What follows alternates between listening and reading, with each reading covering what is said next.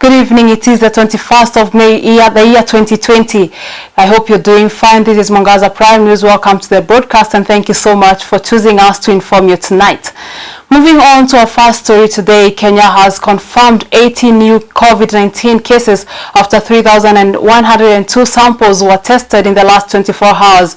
The number of infections totals to 1,109, and of the 80 cases, 41 were recorded in Nairobi, 20 in Mombasa, 7 in Siaya, and 6 in Kwale. Speaking at Afya House, the Health CS Mutahi Kagwe said nine more people were discharged after testing negative, which has raised the country's number of recoveries to 375. He added that the death tally remains at 50. Our reporter Kevin Kariba begins the broadcast tonight with a report. The fight against COVID-19 crisis in the world is getting tough day by day as patients of the disease continue exhibiting new symptoms away from the normal respiratory symptoms. The newest symptom being sudden stroke experienced among young people.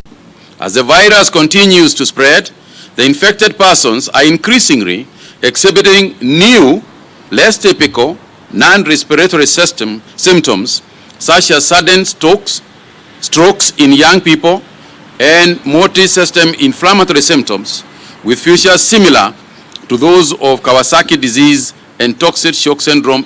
Every day's announcement now registering new records of COVID-19 as the country gears up to test more individuals. According to the Ministry of Health, 3,000 samples have been tested in the last 24 hours and 80 new cases confirmed of the novel coronavirus. That this trend is continuing. Today, we have recorded the highest number yet again at 80 from a sample size of 3,102.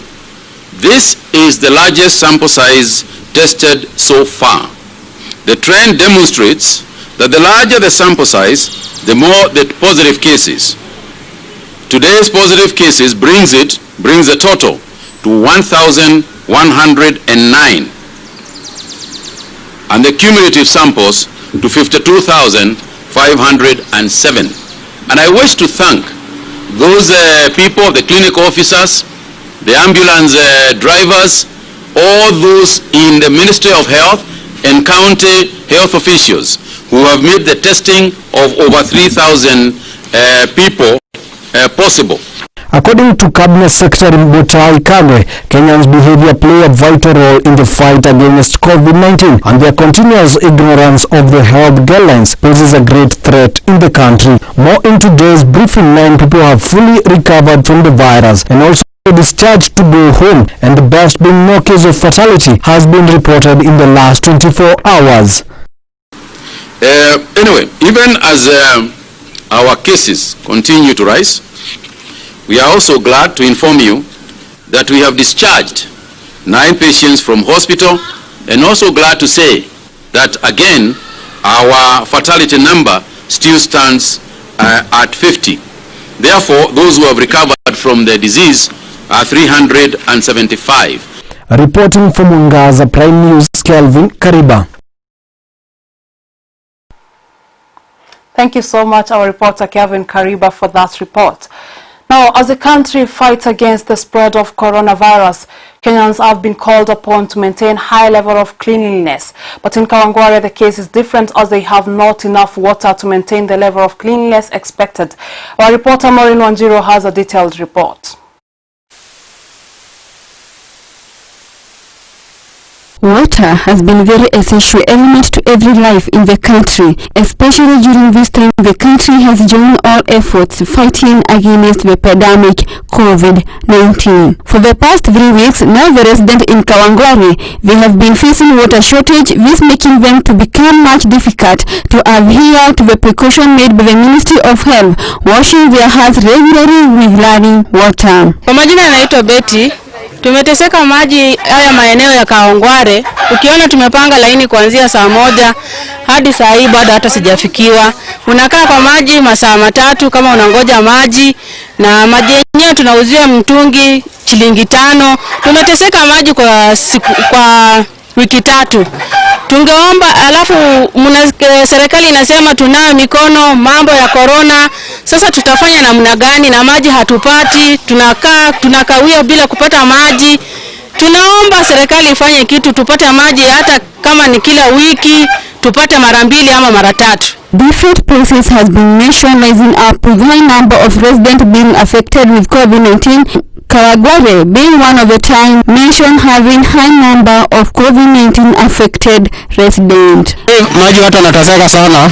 Tunaomba ukuje kila siku ndio tupate maji kwa wingi. Hata upande wa biashara mimi nafanya kazi nyingine, hata ni kama maji nafanya kazi nyingine nje nyingine tafuta. The water shortage has wake up call to many to wake up early to go look for water, carrying their water cans. Sisi Kawangware tuko na shida sana sababu ya maji. Hakuna maji, hakuna chakula, hatujui tutaongea juu ya nini. Kwa hatuna chakula, hatuna maji, tunatembea tukitafuta chakula hatupati. Ile maji hakuna. Sasa tutafanya watoto aje? Na ile maji sinaambiwa na ledo sisi hatujaiona. Hiyo tunaambiwa ya serikali.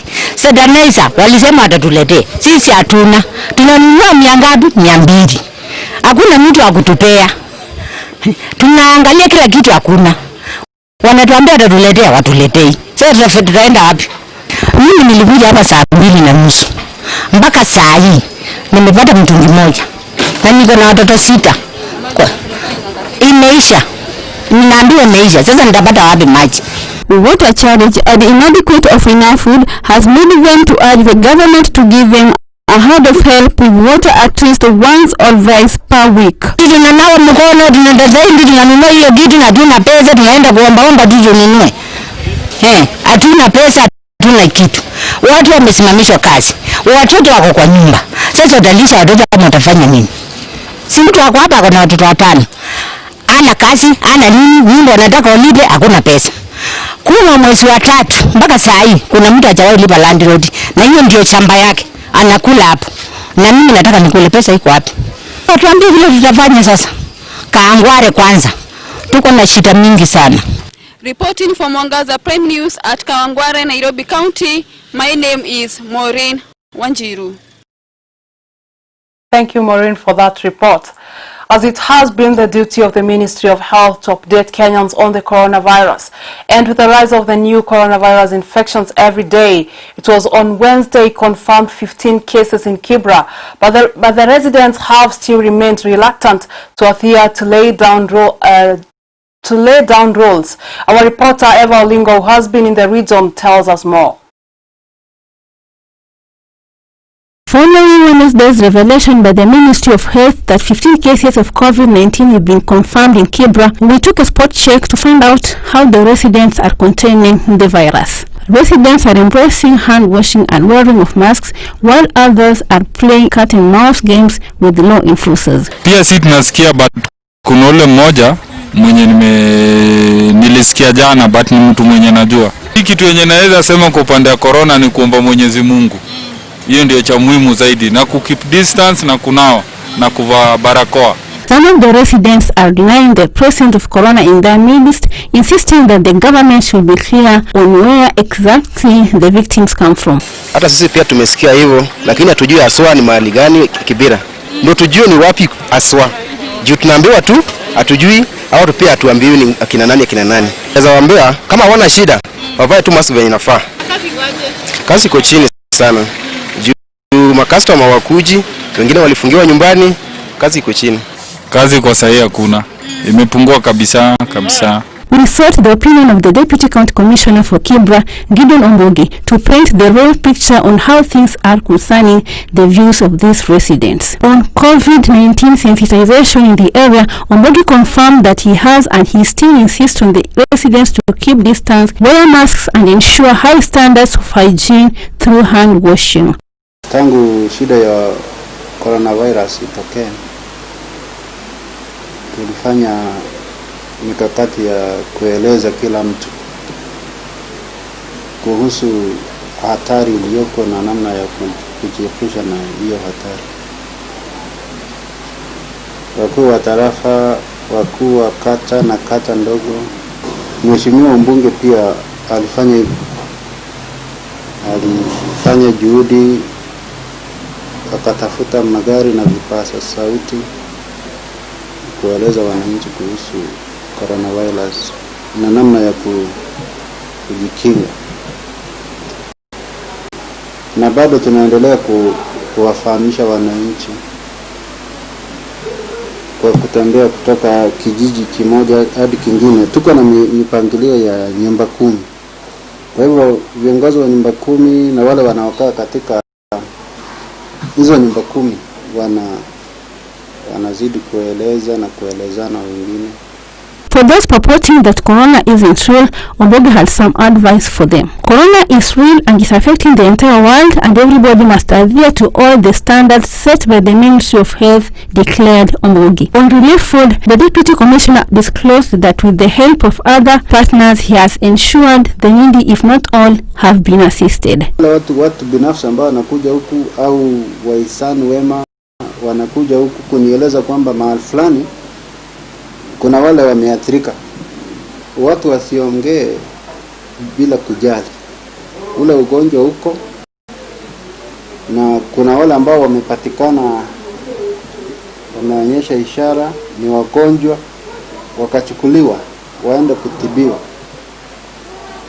Kuna mmoja ambaye ninaambiwa alitoka kule Gatwekera akaenda kwa Bometi akaaga. Watu wanataka waone nini ndipo wajue kwamba coronavirus iko. Wanataka nini? Unajua kuongea bila kujali, careless like that. Hiyo tabia haistahili hata kidogo. Ni kufuata tu maagizo za serikali, kuosha mkono, kuvaa mask na social distance. From Kibra, I'm Eva Olingo, Juma. Thank you, Eva Olingo, for that report. As the government continues to call upon Kenyans to follow the directives given to fight against the spread of coronavirus, Kenyans have been asked to show up in different testing points for the country for the mass testing to be done. Our reporter Maureen Wanjiro, who visited Kawangware, has prepared this report. In our visit today at Kawangware, Nairobi County, we come across doctors who have volunteered themselves to test the residents the coronavirus. In the first step of the test is where one is giving out his or her names, occupation, health status, among others. And to make our points clear, we went to the testing site where one of the residents of Kawangware urged the people to volunteer themselves to be tested. Naweza tuambie experience yako imekuwa vipi? Si kitu baya. Maana mtu tu ni kupumua mdomo na kuna kitu anaweka kwa mdomo halafu na mapua vile vile. Na haina uchungu, ni kitu ya dakika moja. Hii ugonjwa iko sio mchezo vile wanafikiria, na pia make one distance apart vile wanaambiwa, na pia watumie mask na waendelee kunawa mikono kwa sabuni. It is a step that each and everyone is urged to take to stop the spread of COVID-19. We come across a leader of Nyumba Kumi who is still urging people to volunteer and get tested. Majina yangu ni Elizabeth Justus. Mimi ni mkaaji wa hapa Kawangware. Kitu ya kwanza, mimi ni community health volunteer katika hii area. Kwa hivyo na bado mimi ni mzee wa kijiji, na bado mimi ni mzee wa Nyumba Kumi, na kwa hivyo sisi katika hii area, kitu ya kwanza tumefurahi sana kuona ya kuwa tumerudishiwa hii activity. Ni kwa sababu ilikuwa pale mbeleni na vile tumeiona siku hii ya leo, na nikasema siku hii ya leo kwa sababu kazi yangu ni ya kuelimisha watu na kuweza kuwaambia wakuje wajue hali yao ya COVID-19. Ugonjwa upo katika sisi ni kwa sababu uko huku kwa watu, na tunahimiza watu wakuje wajijue, ndio kwa sababu sisi wote ni watu wenye wengine wanatoka katika manyumbani wakirudi kwa familia zao, waweze kukuja kupimwa, ndio pia waweze kuleta familia zao waweze kujua hali yao. Women were not left behind. Thus, they were campaigning in Kawangware for people to get tested from kids to adults. We come across a doctor who is explaining to us about the importance of getting tested, and he also said that earlier they had positive cases, but for now no positive case is reported. Yes, my name is Agri Changilwa. We are working with Nairobi County and this Riruta sub-county where we are doing mass testing at the moment. The exercise kicked up a little bit late, around 11, but the turn-up has been very slow. So far, we've been having surveillance. Some time back, there were reported positive cases. But at the moment, we cannot say what we are doing right now. We've gotten a positive case until the results is out. Yes. It is important for you to volunteer and get tested so that we stop the spread of COVID-19. Reporting for Mwangaza Prime News at 9 at Kawangware in Nairobi County. My name is Maureen Wanjiro. Thank you, Maureen Wanjiro, for that report. Now, the government is supporting several families in Nairobi region to protect them against harmful effects of COVID-19 through cash transfer. The Nairobi Regional Commissioner Wilson Njega said 382,000 people have been identified and are currently receiving 1,000 shillings stipend every week to help them cater for their daily maintenance. Njega said the cash transfer is being done for the vulnerable groups that include the disabled, orphans and the aged. He said the cash assistance was previously benefiting about 21,000 people before the pandemic. However, currently the number has risen to 30,396. We know initially we are those disabled, those orphaned, those are chronically ill. Before the advent of this pandemic, around the Nairobi region we were supporting 21,000 people through cash transfer. But when the pandemic began, we realized there were increasing numbers of people who are vulnerable. And right now we are extending cash transfers to 30,396 people, the ones who are vulnerable. That is the aged, the disabled, the orphaned, the widowers, and so on, by sending money to them to buy food for their subsistence and other items. We paid them the initial amount of Kenyan shillings 2,000, and we are going to pay them another round until this problem is over. Thank you so much for that report. And now with that story, we are taking a very short break, but don't go too far. We are coming back with much more in a jiffy.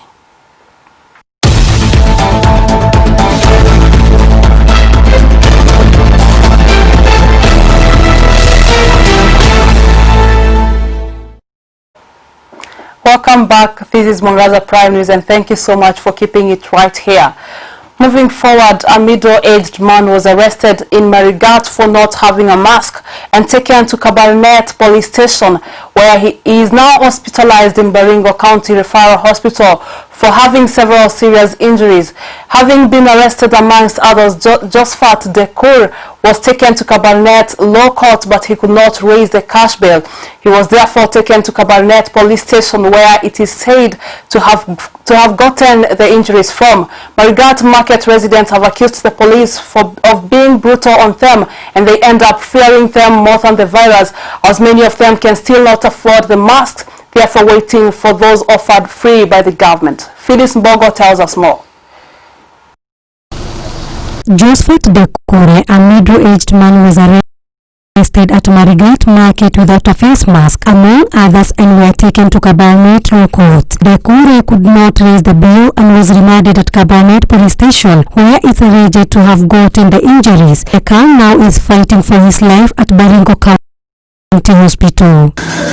A visit to Marigat Market, traders say that they have been harassed by police enforcing containment measures to curb the spread of COVID-19. They say many of them cannot afford face masks owing to tough economic times. 21 people are now arrested for lack of mask. Na wamepiga mtu wanajua ako kwa cell ndani. Hapa Marigat na kupeleka hospitali. Monday tukachanga pesa, tukasikia amepelekwa Kabarnet. Tukachanga pesa, tukapata 1,000. Tukatumana hiyo pesa. Haya tukatuma mtu akaenda kuangalia, akasema huyo kijana amepigwa. Huyo kijana amepigwa na maaskari. Sasa huyo kijana akapelekwa hospitali, tukakatibiwa na mpaka sasa kijana kwa hospitali bado hajapata nafuu. So maaskari wanatusumbua sana. Sisi tuko na shida kubwa kuhusu maaskari.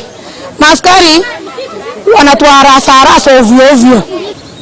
Kilio chetu tunaomba kama kuna fenye tunaweza kusaidiwa, tusaidiwe. Kuhusu maaskari wenye wanabugusa watoto wetu, wenye wanaenda kupiga watoto wetu bila hatia na kuua mpaka ifike kiwango wenye mtu anaenda ward. Mtu mwenye ana baba na mama. Sisi ndio baba na sisi ndio mama. Na saa mpaka saa hii wanatuambia ati amegonga posti ya stima. Mtu anagongaje posti ya stima na ile alima mguu yote nyama imetoka, kichwa singeumia peke yake. Vidole hakuna na wanatuambia posti ya stima. Police have been accused of being brutal in enforcing containment measures to curb the spread of corona, with local fearing police more than the virus. Many residents still cannot afford face masks, with those offered free by the government yet to reach them. Askari wanatusumbua sana. Sisi tuko na shida kubwa kuhusu maaskari. Maaskari wanatuharasa ovyo ovyo. Kilio chetu tunaomba kama kuna fenye tunaweza kusaidiwa, tusaidiwe. I regard MCA Nixon Lemlem blamed corruption by politicians who have looted money meant for mitigating the spread of corona while poor suffer. He urged for speedy investigation at the circumstances to which caused Josephat to be admitted. The gentleman really is in a bad shape. So my plea really is to urge the policemen to be humane while enforcing the COVID-19 rule. They need to be humane because we have information that if you don't have a mask, you are arrested and you have to pay around 1,000. Reporting for Mwangaza TV, Prime News at 9, I am Mwanjiko Bogo. Thank you so much, Phyllis Mbogo, for that report. Now, CS Cecily Kariuki, speaking at the launch of Kiambu-Ruaka Water Supply and Sewerage Project, said that the project is being implemented as part of the ministry's efforts to ease access to water and sanitation in different parts of the country, inclusive of Riara, Kiu, Bindigwa, Ruaka, Denderu, Kiamumbi, Kanunga, Dumberu, and Kangoya. She also urged residents to stop invasion on public and riparian land to pave way for future development projects. Margaret Kamau has that report. Speaking when she presided over the groundbreaking ceremony for the construction of Kiambu-Ruaka Water Supply and Sewerages projects, CS Cecily Kariuki said that the project is being implemented as part of the ministry's efforts to increase access to water and sanitization in the country.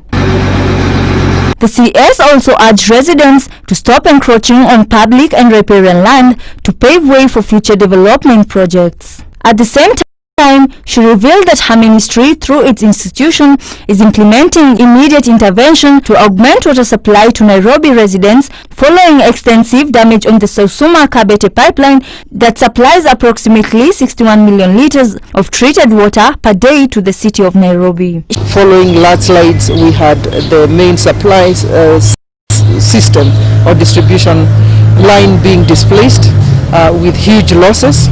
This supplies 20% of water into Nairobi, but the teams have moved in a very, very difficult terrain, in very, very bad weather, and they have commenced the work to be able to bring normalcy. It is estimated in the coming 10 to 14 days there will be normalcy in the Sausuma system, as to be able to then also complement the system, the other main system.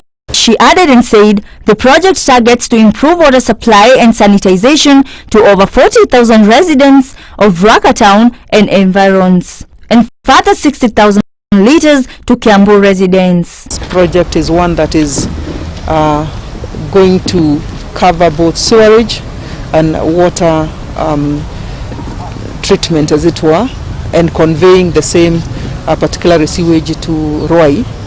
You will reflect that this area, in terms of population, has expanded very, very rapidly, has not had any sewer system, and therefore this becomes an important project in terms of its health impact, environmental impact, but also the social impact to the population that is living here. We have seen water boarding services coming in to complement and the supplies of water in Nairobi, and at the same time the team has been registering the water boarding service providers with an end date of last week. Most of them have actually registered.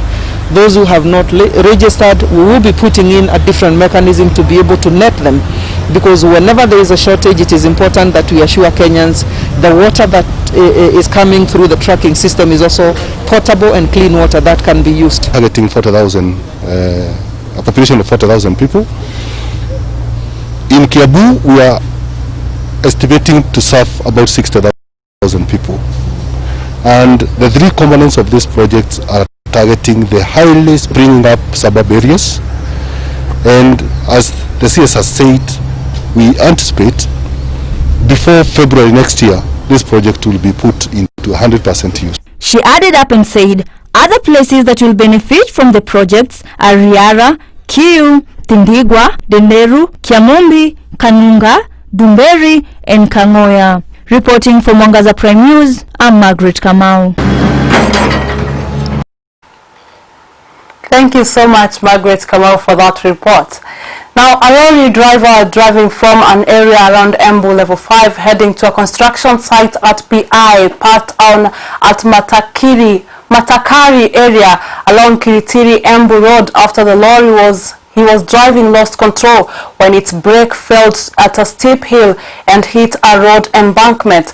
A conductor who was in accompaniment with the driver jumped out of the vehicle while still in motion after the driver informed him that the brakes had failed and got saved from the death.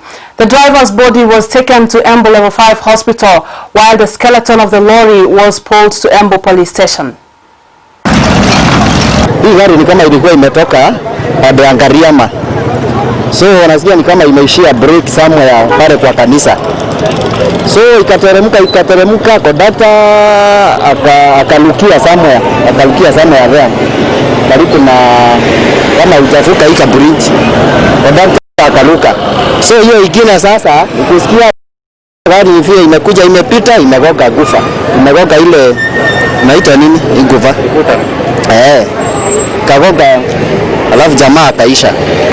Wado nimesikia huyu jamaa ni kama alikuwa tu anasema asaidiwe, hakuwa ameisha, lakini juu ya hiyo impact hiyo gari ilikuwa imepondeka kabisa, so hangeweza kutolewa hapo. Na wajamaa wamejaribu kuifuta nyuma, lakini gari ni nzito na ingeweza kutoka, so jamaa tu amekufa akisema nisaidieni. Ilikuwa imebeba? Ilikuwa na malam.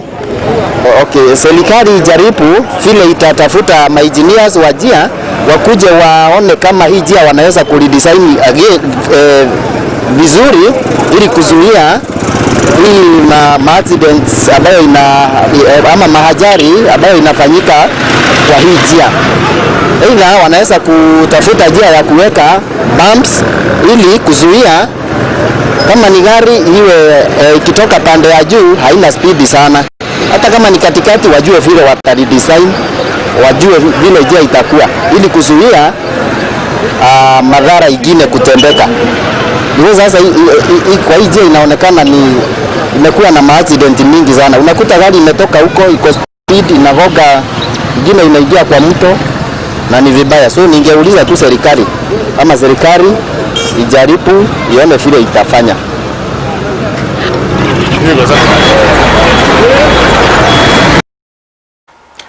Over 100 Utithini residents in Yatta sub-county, Machakos County, protested against the use of explosives in a neighboring quarry, saying they are so powerful that they cause cracks on the walls and roofs of several houses around. They decry of noise and dust from the same quarry, saying it has been affecting their children immensely and they therefore demand compensation from the company. Leonidan Joki has that report.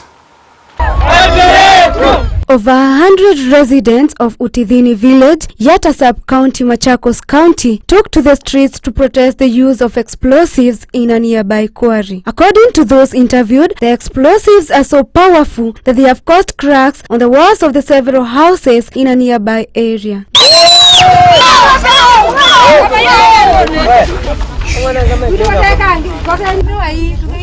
The local says other houses have had their roofs torn apart and windows shattered, where some of the stones blasted at the quarry have landed in people's houses, damaging household items. Na hasara kubwa sana. Manyumba yameanza kubomoka, yameanza kupasuka. Tumeona shida ambazo zimeletwa na hii vumbi ambayo imekuwa ikiingia kwa mashamba yetu. Siku hizi hatuvuni kwa sababu ya hiki kisagio. Kwanza shida ya mwili. It is health hazardous. Wakati wanatumia hii sulfur ya kubomoa haya mawe, ikitupata mwili, kulingana na wasomi ni ya kwamba itatuumiza sisi. Tutapata magonjwa ambayo hayaponi. Joyce Modhoni is among many women who have fallen victims of miscarriage. Nilikuwa na mimba wiki iliyopita na imetoka. Jameni, hii ni maisha gani? Tusaidieni.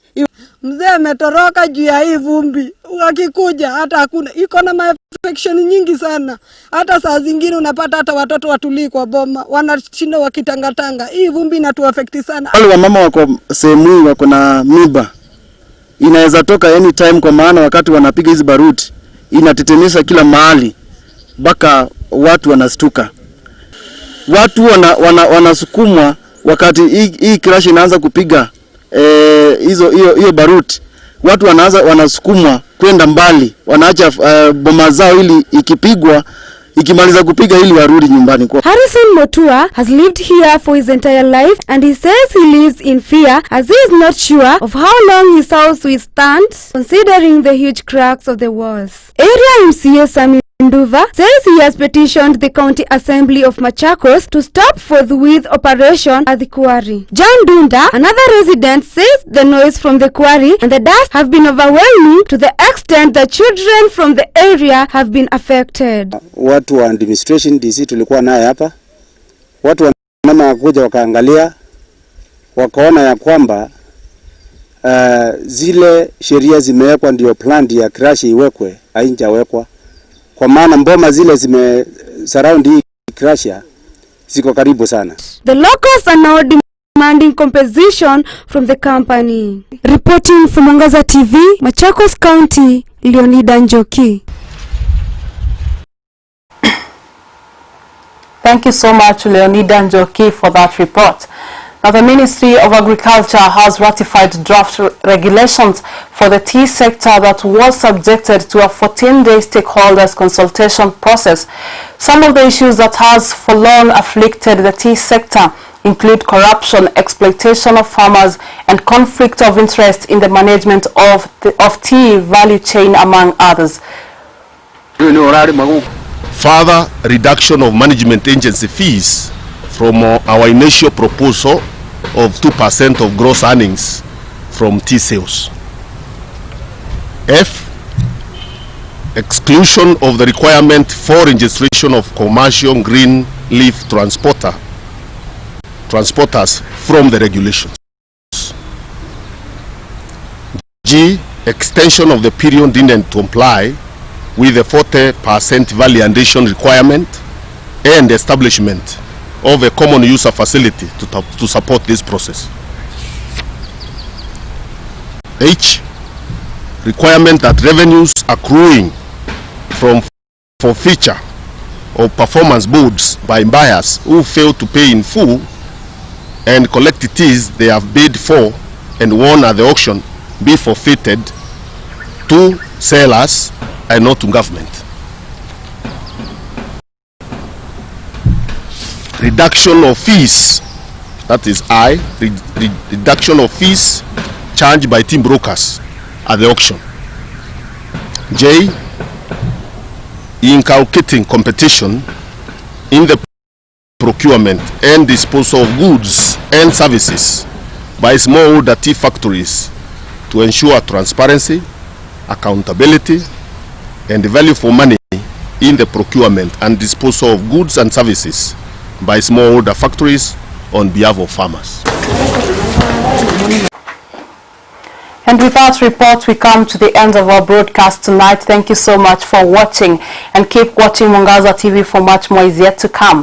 Thank you so much for watching the broadcast, and keep watching Mwangaza for much more. My name is Daisy Paul, and my sign language interpreter is Naomi Matthew. Have a good evening.